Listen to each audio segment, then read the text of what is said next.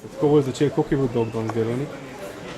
Delovnik danes je bil pa dolg. Ob 9. smo že začeli z Eureko, kar pomeni, da je bilo treba kar pred 7. vstati. Zdaj smo pa še tukaj. A na uro pogledam, 8:30. Kaj ste danes zaključili? Kakšne zaključke ste potegnili iz razprave?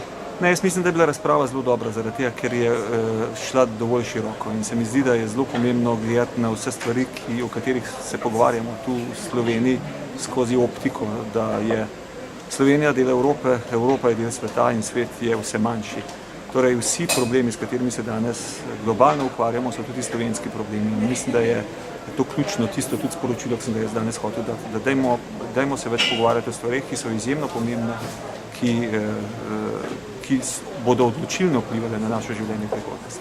Pa se to lokalna politika sploh zaveda? Mislite globalno recimo? Ne, jaz mislim, da se. Ampak mislim, da je pa zelo pomembno, da se to vrstno razmišljanje krepi, kolikor je le mogoče. In jaz sem tle seveda kot človek, ki dela v Evropski komisiji in zaradi tega sem hotel dati ta malo širši pogled in tudi prispevati k krepitvi tega razmišljanja doma. Še zadnje vprašanje, a Evropa zgublja konkurenčno prednost pred ostalimi deli sveta recimo? Ne, Evropa je, če bi danes pogledali evropsko gospodarstvo, se mi zdi, da je kar dokaj močno in če bi ga gledali tudi skozi vse te stvari, ki so povezane s finančno krizo, se je relativno dobro odzvalo in je tudi relativno stabilno, dobro. Vendar pa to seveda ne pomeni, da se stvari v svetu ne spreminjajo in da so nekatere stvari v svetu, ki jih moramo vzeti zelo zares. In to je povezano predvsem z prihajajočimi gospodarstvi, predvsem z Kitajsko, predvsem z Indijo, Brazilijo, tudi ostalimi.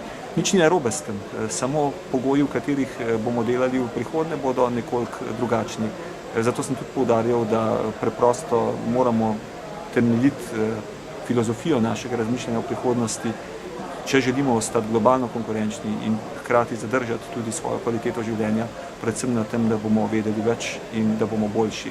To pomeni na izobraževanju, znanosti in raziskavah, inovacijah.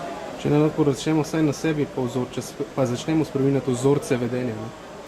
Ja, mislim, da je to tudi eno od sporočil, ki sem ga želel danes dati. Svet se dejansko spreminja, klimatske spremembe bodo postavile na glavo pravzaprav nekatera razmišljanja in zanesljivo bo to vplivalo močno tudi na vzorce našega življenja, pa ne samo nas kot potrošnikov, tudi nas kot proizvajalcev.